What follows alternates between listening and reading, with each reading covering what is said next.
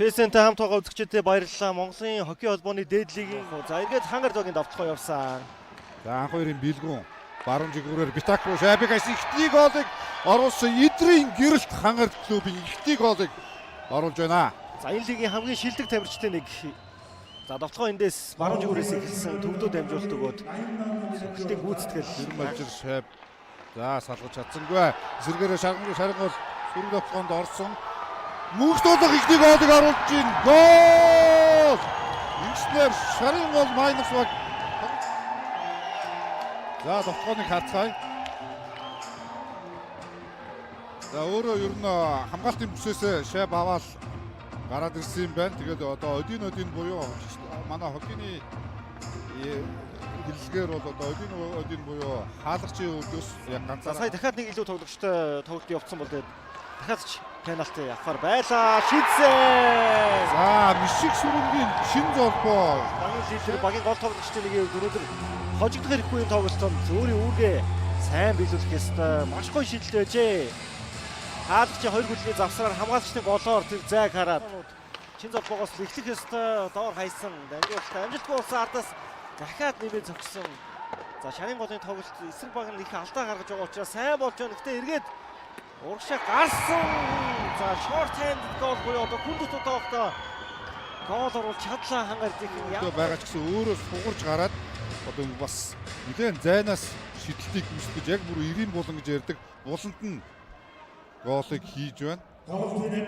Болбоотрын бэлгүүний хувьд бас л одоо манай гарч ирж байгаа авьяаслаг хоккейчдийн нэг одоо шгшээ багт бол сүүлийн 2-3 жилийн өмнөөс шгшээ багтаа тоглоод эхэлсэн.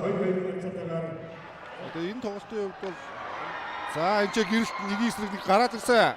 За хаалгач маш амжилттай хааж байна.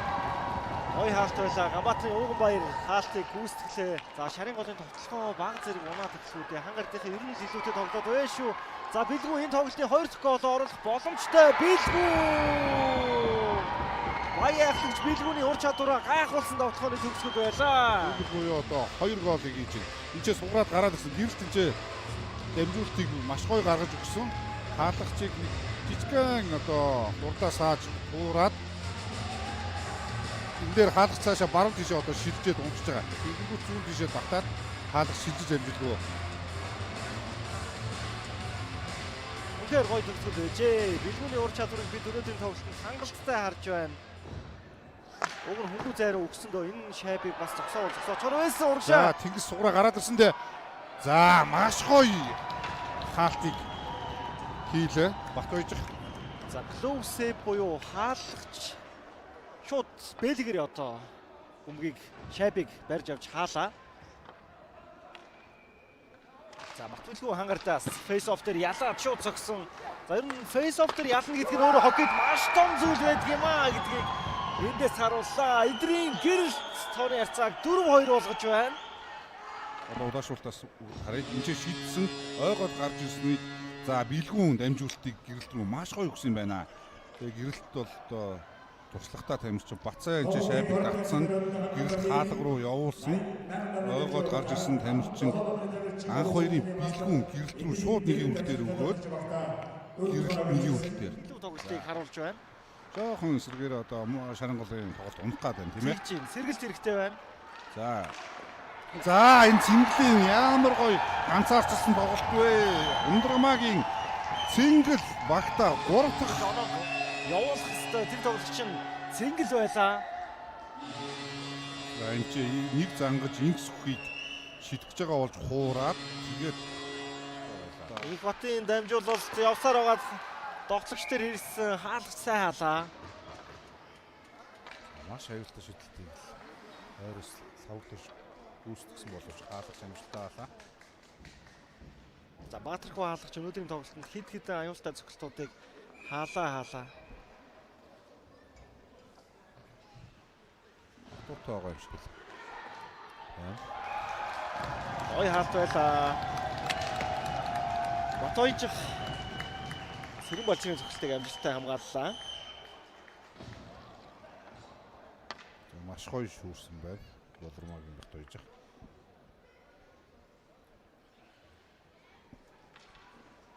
За фейс оф дээр хоёр багийн ахлагч буюу Инх бат бэлгүүнээр фейс оф дээр ирсэн байна.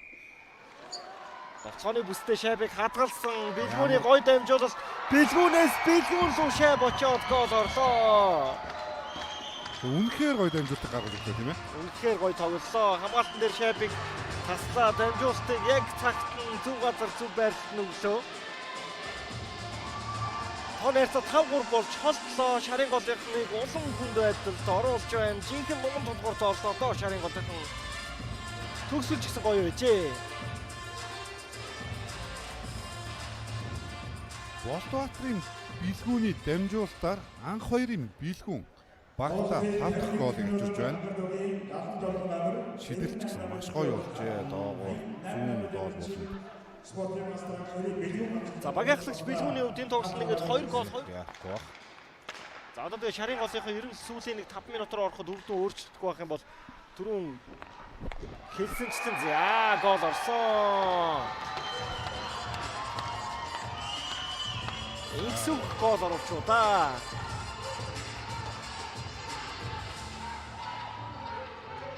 Дамжуулсан, буцаагаад өгсөн Цэрэн Баялжаар хоосоо за багтайчгүй үнээр хэцүү байсан юм байна. Цэрэн Баялжийн дамжуулалтаар Эрдэнэ дотор Инсүх багтаа 6 дахь голыг оруулж байна. Энэ арга одоо Хожлын гол болчихоо да. хожлын гол болчихоо да гэж харж байна. Одоо 6 минут Хоккей бас олон гол ордог, амхан голод ордог ч гэсэн. Болтыг саатуулсан. Эй за их шиг фейс оф дээрээс шайбыг амжилттай тоглолтын тооны яцаг 6-4 болгохоо. Ямар ч байна да. Тийм хугацаа байна. Одоо дахиад нэг хүний ирээдүйд тоглоно шүү дээ тий. Одоо нэг хоёр тамирчны нэг нь гарч ирнэ. Тий ихний тоглолтын тамирчин одоо тоглолтод орсон. Эсвэл ч одоо хангард дөрөв дэдтэй болсон. Түүний дутуутай. Минут 33 секундэд бол 2 голыг одоо барих бүрэн боломжтой. За хоккейн гайхамшиг энэ тоглолтоос бид харах уу? За фейс оф гэрэлт. Шууд Чинзолбоо шийдсэн хаалгач амжилттай асан. Эргээд Чинзолбоо дахиад хийж гисэн. За! Гол үнснээр тоглолтын доо явцаа. 6-5 болж ердөө нэг гин шайбны зүрхтэй боллоо. За энэ бол маш том сэргэлт болох нь ойлгомжтой. 83 секундын хугацаа байна. Энэ хугацаанд гол орох бүрэн боломжтой. Ямар богино хугацаанд 2 гол оруулчихсан. Бараг 20 секундын дотор 2 гол орчлоо доо сая. Яг түрүүхэн хэлжсэн хангалттай хугацаа байна одоо. Гол 10 секундын дотор ч орох боломжтой гэжсэн. Яг л маш богино хугацаанд 2 гол хийлээ. Зандас Чинзолбогийн шайбанд хүн хүрээгүй. Харин хүрээгүй юм байна л да. Явсараад орсон юм байна. Энд дээр яг Баатар хүү хаалгач бол урд нь хоёр. За цохилт гүйцэтгэх боломжтой цай гарсан шүү. Цэнгэл сая дарсан Чинзолбогийн шайбыг хаалаа. Базарманы Баатар хүүгийн хаалт амжилттай болж байна. Цэнгэл арай жоох удаач удаа. Тэглээ. Цаана хоёр тоглогч уг энд суул явж байгаа шүү дээ. За энэ ч хангалтын бэлгүүний тишүүрэнд ойгоод гараад ирсэн шайбыг бас яг хүчтэй шийдэлт болж өгч чадаагүй юм байна. Цэнгэл ялсан Чинзолбоо тэр шайб ирсэн. Хинч хүрч чадлагүй байсараагаа тоошоо довцоо дахиад эхлэхээр болсон. За Балжир ирсэн дээ. За тоглолтын эцсийн зэгийг олон улсын хэмжээний мастер Баатар хүүгийн Цэрэн Балжир бараг тоглолтыг шийдлээ дээ. Тэглээ. Энэ гол, энэ шайб хаалганд орсноор хангар клуб энэ удирдлагын Монголын хоккейн дээд лигийн шигшээ тоглолтод шалгарч байна. Уулын Цэнгэл 10 секундын хугацаа үлдсэн. За гол орсон шүү. Дуус болоогүй гинэ. Доржин Цэнгэл 7-6 болголоо. 5.9 секунд 6 секундын хугацаа. Яа 6 секундын хугацаар бүтэн талбайгаас талбай төвөөс фейс офо ялаад гол оруулахгүй гэдэг асуултын хариулттай болсон. За хитрхи хориос зэрэглээд. За Чинзолбоо цогчих цай байгаа хугацаа байна. Цогх хэрэгтэй. Чинзолбоо цохимоор байна. Хуураад ороод ирсэн.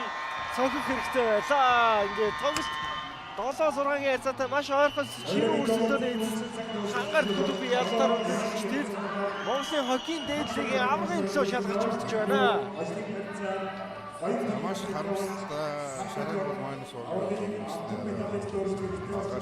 медалийн төлөө Степе Монстерс болон Дахуул аймгийн Нөхөртийн Бохоо багийн хожигдсан багтаас хүрэл медалийн төлөө тоглохоор боллоо.